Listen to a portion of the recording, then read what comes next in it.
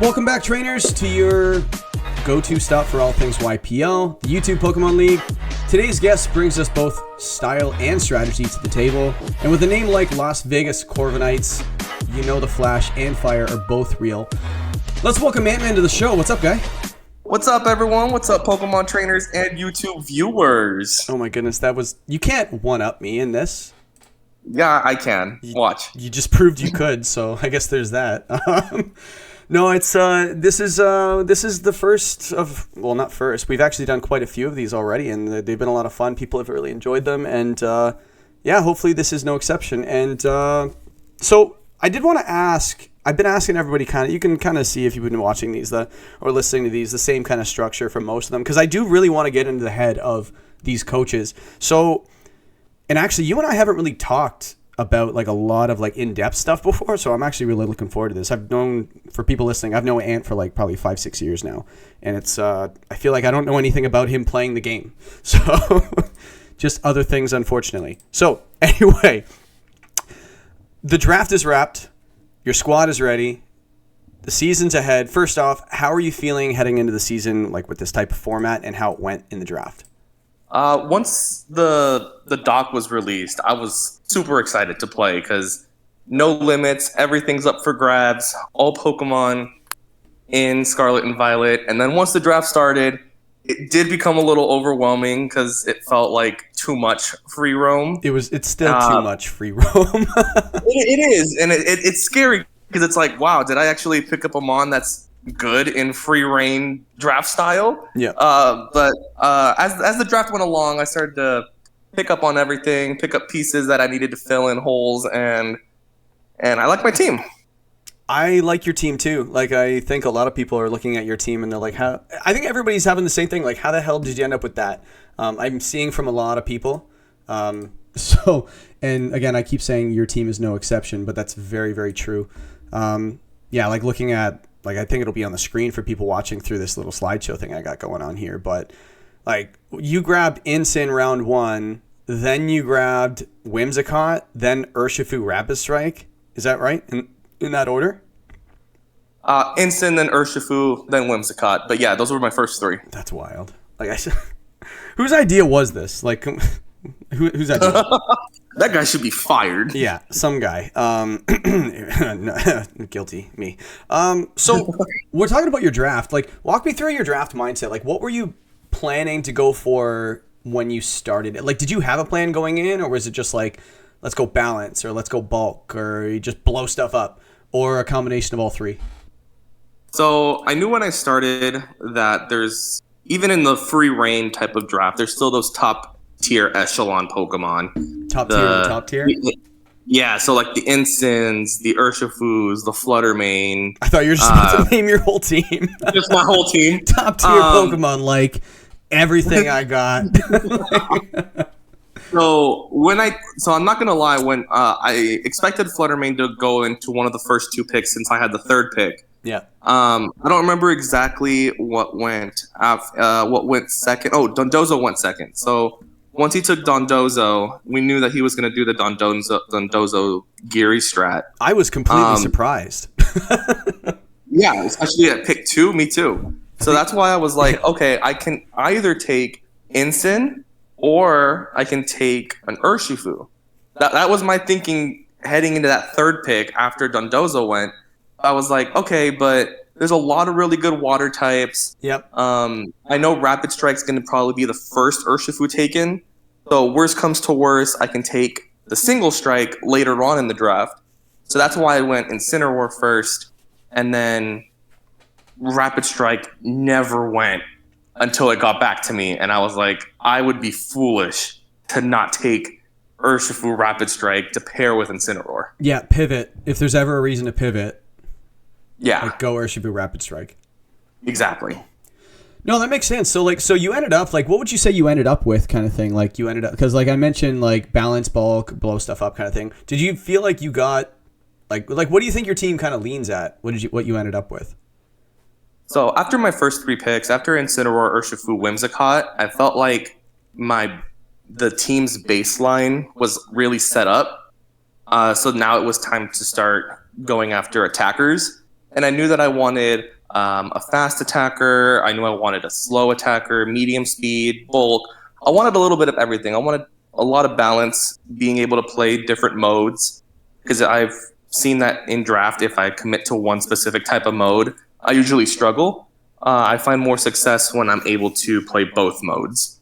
So that's why I took on the next go around. I took Cresselia Dragapult. It gives me a bulky Trick Room setter, and it gives me a fast hitter. And then everything that followed after that was just things that can work in Tailwind, things that can work in Trick Room, supporting cast, things that are bulky. Exactly, just all around a good team. So that's what I decided to go with.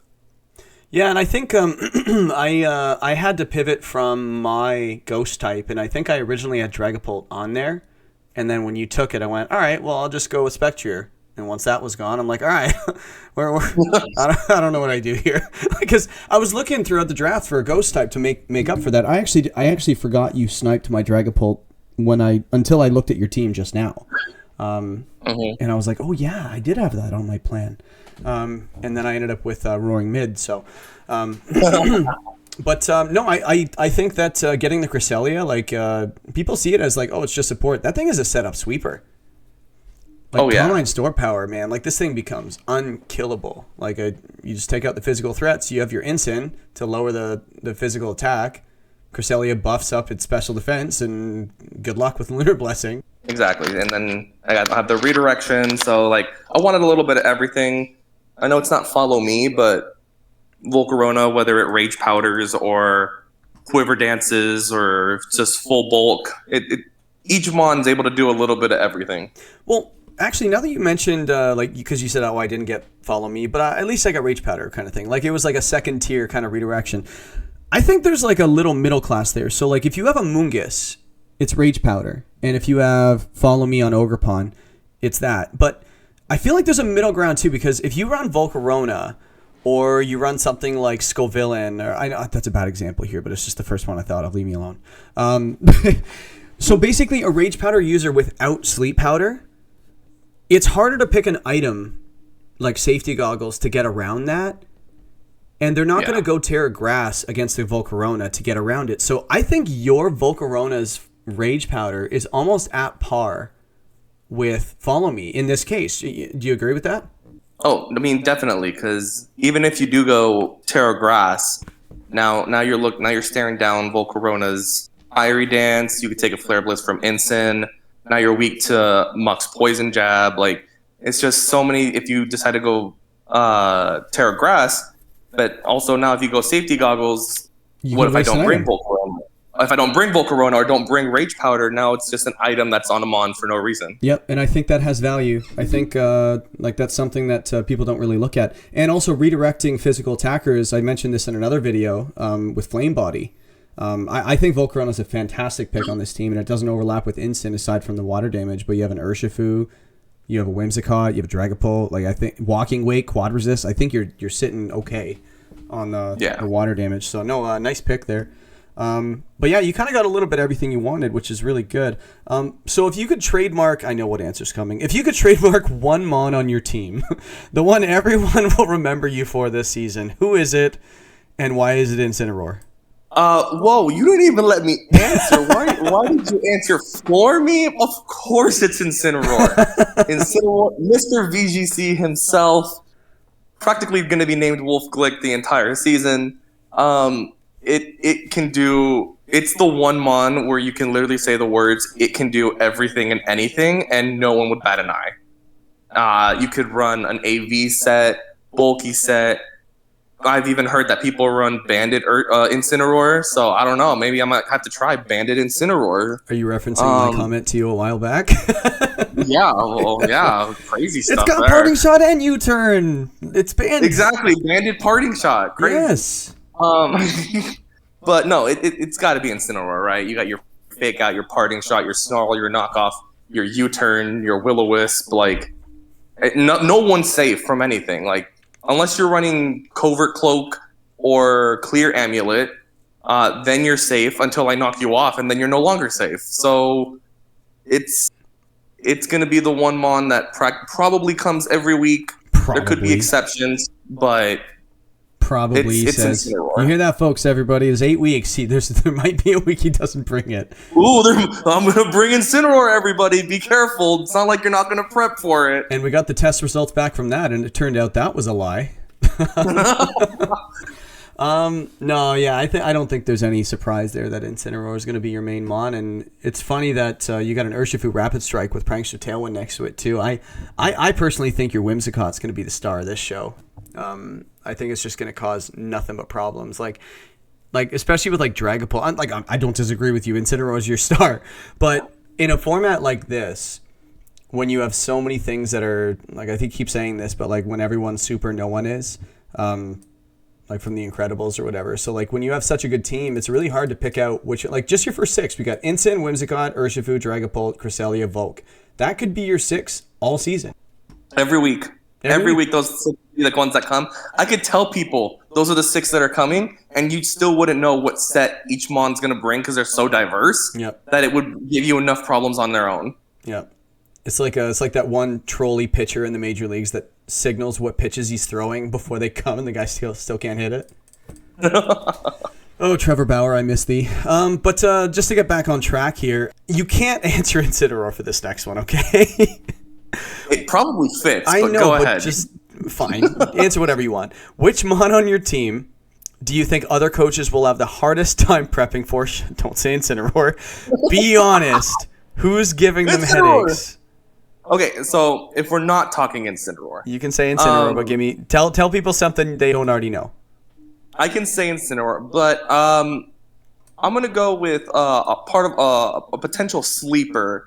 I'm going to go Iron Treads. I think fair. Iron Treads as a steel type, as a steel ground type, having immunities, having a high defense stat, being possibly set up in Tailwind, possibly having a booster energy attached to it.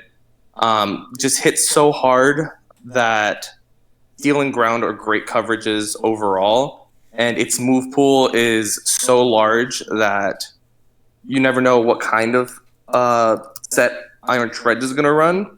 I feel like Iron Treads is one of those paradox mons that get overlooked because of better ones. Yep. But a 112 attack, a 120 defense stat, a 106 speed stat, 90 HP, like it's pretty good. A diverse move pool with Ice Spinner. It gets Knockoff. It gets Rock Slide. It gets Zen Headbutt. So I think it has the move pool. It has the speed control from Whimsicott to help it out. That if you're not prepared for Iron Treads, it can quickly steamroll through your team. Yeah, a lot of people, what they do with their Paradox mons, they just throw booster energy on there and call it a day. But these Pokemon have great stats for the most part. Like even like Iron Thorns, like the one that people forget, and no one uses probably for good reason. But you could throw other items on these things and make them very good. Like I do like the fact that you have the steel option, because against Dragapult, people like going Terra Fairy. So it's just like, well, you do have that Iron Head and you have the Heavy Slam stuff. I do think that could be really good. So Iron Hands. Speaking of Iron Hands, with the ground coverage, ground coverage is just so good in draft. Like not many, like even your own team, you have 3 weaknesses, 2 resists. One of them is Cresselia and one of them is Whimsicott. So like you could run ground into your own team and do pretty well. So, and most teams have that same issue. So yeah, Earthquake spam next to Crest. High horsepower, things like that just goes off in the move pool, like you said. So I like Treads too. I think that was a good answer, and Incineroar as well. Absolutely. So after knowing you for a handful of years now, you strike me as someone who plays the mental game too. How much of Draft League prep is a psychological warfare versus raw matchup building, or is it neither of those things? I mean, I want to say the mental game is practically 90% of the fight in Draft League, right? Because you have a whole roster of Pokemon in a closed team sheet environment, aside from Terras, that you don't know what set, you don't know what Mons are coming. I think that's the biggest one, that you don't know exactly what 6 to prepare for, where a lot of people who play VGC, who go to these regionals and tournaments, like it's a whole open team sheet, and you practically know the meta, so you know what to build against. And in draft, it's week in and week out. You struggle against one team, and then you prep successfully the next week, and it's just a grueling time to be like, well, this Mon worked against player A, but it's not going to work against player B, C, or D. But I can't drop it because it's so good. It's good against me. So it's just a lot of pieces to maneuver, and it's really hard to figure out in what order to put these pieces in to make sure that you're successful. Yeah, just trying to figure out what they want to do, right? Like once you can kind of zero in on like what they want to do, like sometimes the player too, like even like the player themselves, right? Behind the roster, it's just like you play against these guys. Like I mentioned this again in my Squirrely interview, was just we get around. And I know that's usually used as a joke, but we get around. We play. I probably played about 5 or 6 different leagues. You get to see the same names kind of kicking around everywhere, and this league is no exception. Going over the players that we have, there are a lot of same people kicking around. Like LA Linoons, he plays everywhere. Kev's, I have a name for him when it comes to getting around. When it comes to draft leagues, he's friggin' everywhere. That's fine. Kev sucks. Yeah, Kev, doesn't matter. Yeah, just to be consistent with all these interviews, Kev sucks. Exactly. But yeah, Kev's like, you start to see trends with how they like to play. So like, it could be like, okay, well, he has this team. Everybody else would play it like this, but Kev's or Adrian or Jay, like they would. I've had people literally tell me, "Oh man, like I lost to you, but I was so afraid of this blank," and I was just like, "Why? Like why? Like why are you afraid of a Pichu?" And they're just like, "Well, I figured you could like do this and then do that and that." I'm like, I would never have done that, but based on how they've played you in the past and what you've done, the psychological aspect of it kind of kicks in, and maybe it brings them to bring an inferior team or a suboptimal team. So that's a big part of it as well. But let's stir the pot a bit. So without naming yourself or Incineroar, see, I'm restricting your answers. Who do you think had the best draft and who maybe didn't? We'll start with who didn't, actually. So with who, see, these are really subjective in a non-tiered format. Like, they're all good. This team has a base total of or average of a 550. They drafted horribly. Like the top team would be 10 out of 10 and the worst team would be 9 out of 10. Like, they're all really good teams. So like, who's the 9? Biases aside, I don't understand Kev's team. Oh. For me, there's a Basque Legion on there with no rain. There's a Murkrow, that's the prankster user. On a Rangaroo with really no Trick Room user aside from Rhyperior. That's your best Trick Room user. It just feels like it's a Garchomp and Goldango and others, right? I mean, we know he loves his Sylveon.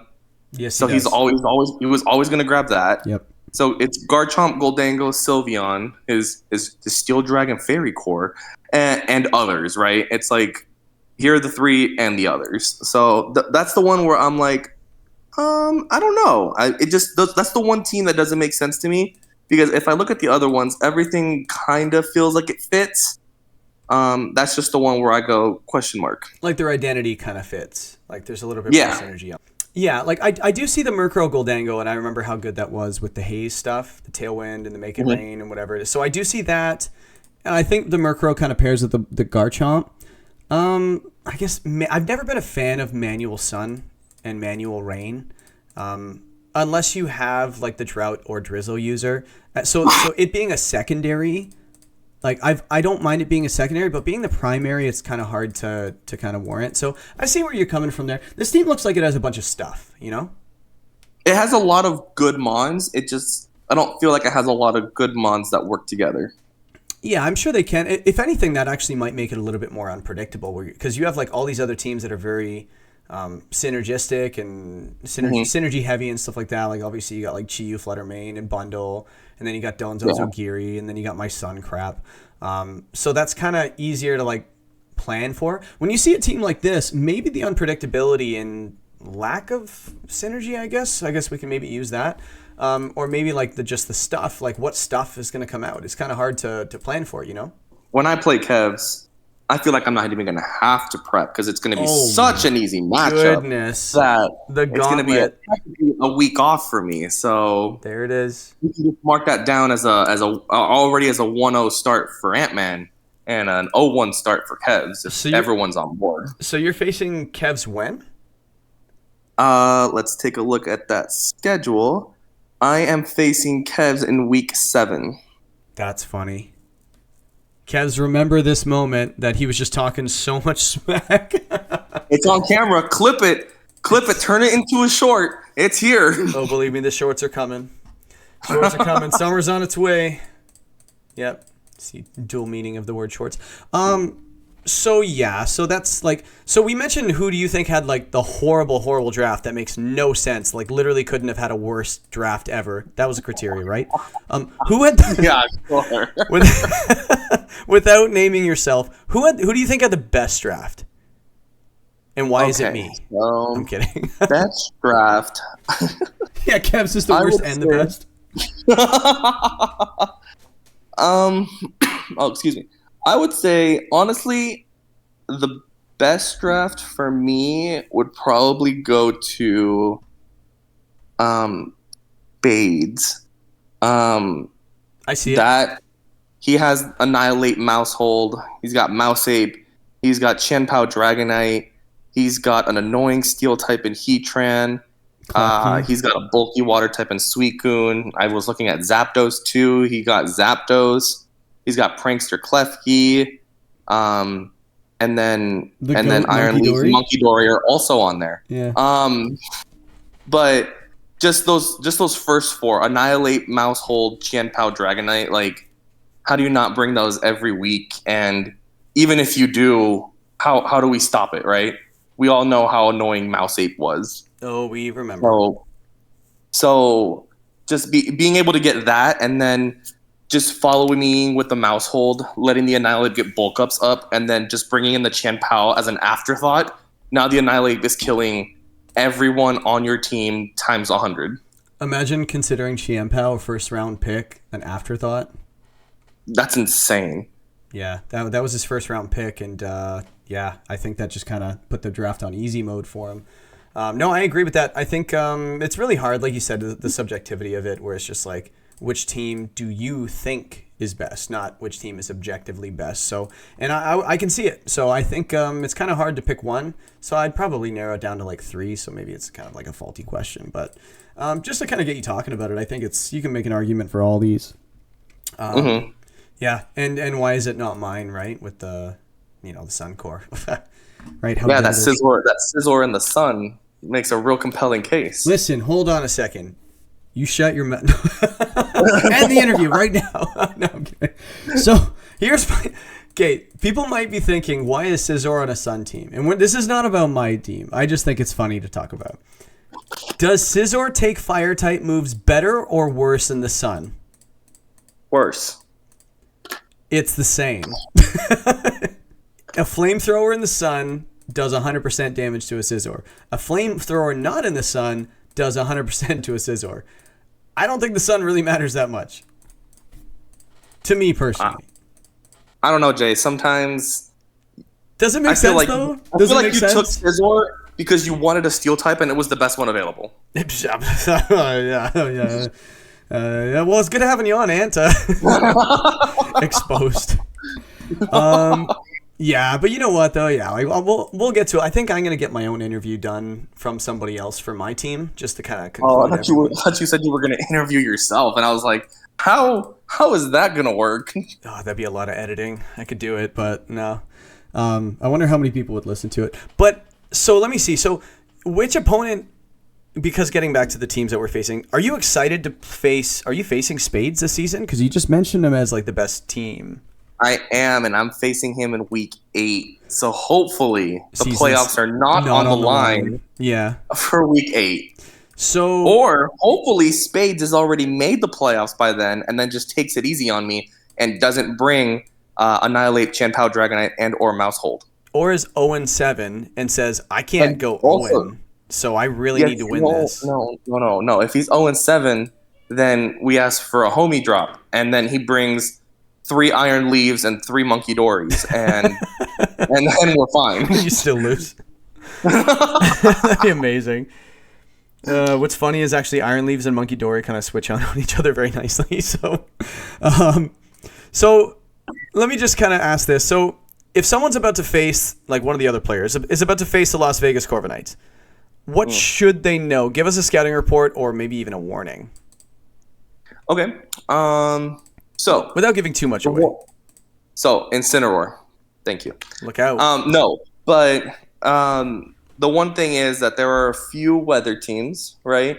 And for me, Walking Wake adds a little bit of bulk, especially with that Water Dragon typing, and it deters. I mean, I don't know if it deters extremely if your team is based on it, but Sun and Rain, you can't really bring either, right? Urshifu wants bring the rain, right? Well, for Urshifu and Walking Wake. And then the Sun, Volcarona and Walking Wake love the Sun. So and Incineroar. And it depends what Incineroar set that week entails, right? Whoa. Flare Blitz in the Sun. Ho. Right, but if I'm like a bulky Rocky Helmet set, then maybe Flare Blitz doesn't make the cut. Yeah, just run Flare Blitz Volcarona that week. Exactly. But regardless, if you want to go Trick Room, I have a Hatterene and a Muck. I love Alolan Muck in Draft League because it's people underestimate its bulk.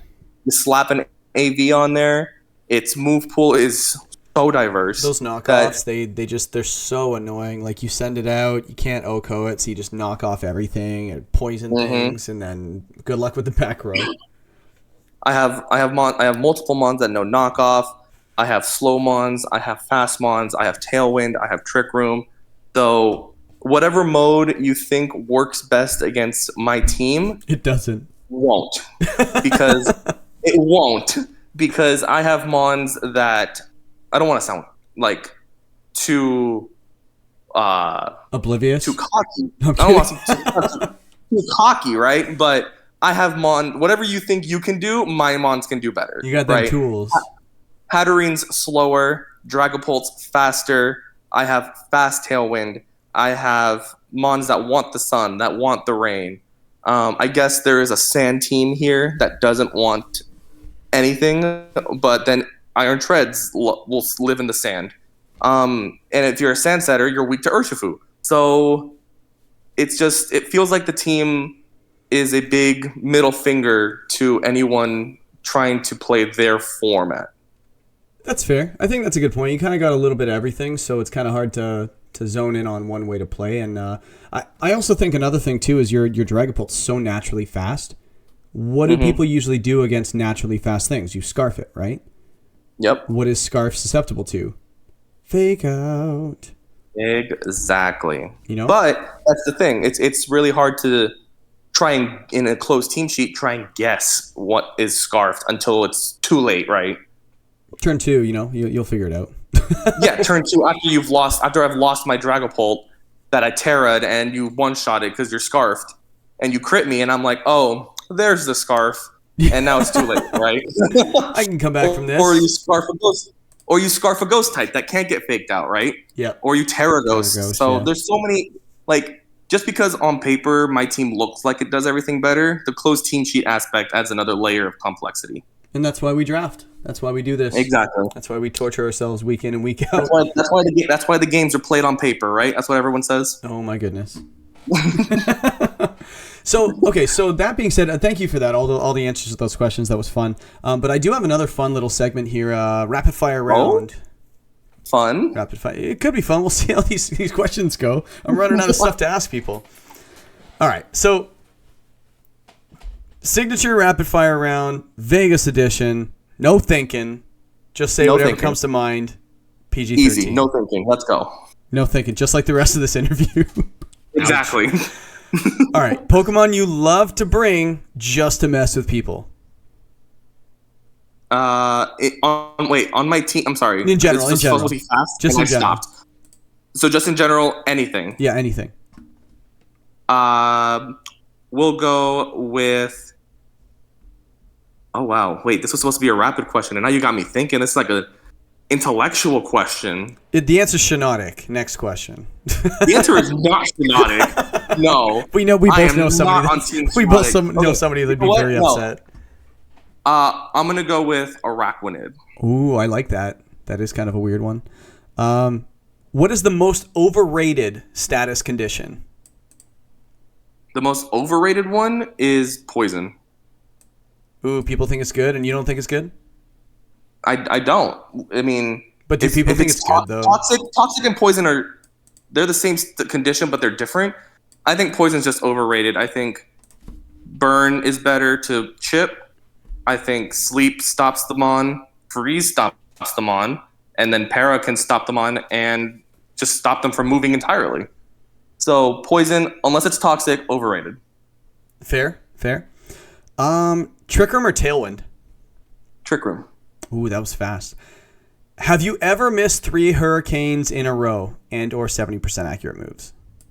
I've missed 95% accurate moves 3 times in a row. So, yes, I will be taking a long walk off a bridge. Favorite Pokemon type to build around? Steel. That's a good one. And we're going to do a fun one we haven't done with anybody else yet. So I'm going to give you 5 steel types because it's clearly your favorite type. I want you to Absolutely. Huh? Absolutely. Yeah, I will get you to rate these best to worst in order, but you don't know what the next one is. Okay. You ready? I'm ready for it. All right. Corviknight. Ooh, that's a strong one. We'll start it as a solid 3. 3 right in the middle. Okay, you got your baseline. Tinkaton. Oh, that hammer's doing something to me, too. You don't have to justify any of this, by the way. I will. See down in the comments for Ant's friggin' his essay on it. Exactly. Corviknight 3, Tinkaton what? 2. 2? Oh, no. Okay, we'll just wait. King Gambit. Oh, no! Oh, it gets worse, trust me. Yay! It has a quad weakness, so I will put it at 4. Oh my goodness, the justification. Archaludon. Oh no, Jay, what did you do? Oh no, 1 or 5? Oh no. Okay, You're the one hold that on. started in the middle. Stop it. Okay, now I'm gonna try and meta you as to what the number 1 Pokemon is, right? Steel Dragon. Steel Dragon is so good. Just put it at number 1 and we can move on. No, because I'm trying to think about what you're gonna out here pick Origin Form Dialga as the next one, and now I gotta put that one at 5. And then you look foolish in front of everybody. And then I look super foolish. Okay, we're gonna go Archaludon at 1. Fair. And then Scizor at 5. 5. That one's fine. So Okay. you No, heard that it here, one's fine. folks. You heard it here first, folks. ANTMAN is rated Archaludon first. Corviknight and Tinkaton. Or Tinkaton above Corviknight, even though Tinkaton kills Corviknights in lore. Exactly. So that makes sense. Then King Gambit is far worse than those other ones. Than Scizor. To be fair, Corviknight does get body press, and King Gambit just dies. That's fair. So 1v1, I think a lot of these lose to each other. Give me Corviknight who can actually heal. You know what? No. Now I've just convinced myself. This list is perfect. Nothing is wrong with this list. I like it. So, okay, so that's it for the rapid fire round. Thank you for that. Final words before the season starts, whether it's to the fans, opponents, future victims. The mic is yours. Go for it. All right. I didn't know I had fans. To all the Ant-Man fans out there, I'm going to make y'all proud. To my opponents this season, it's going to be a fun matchup.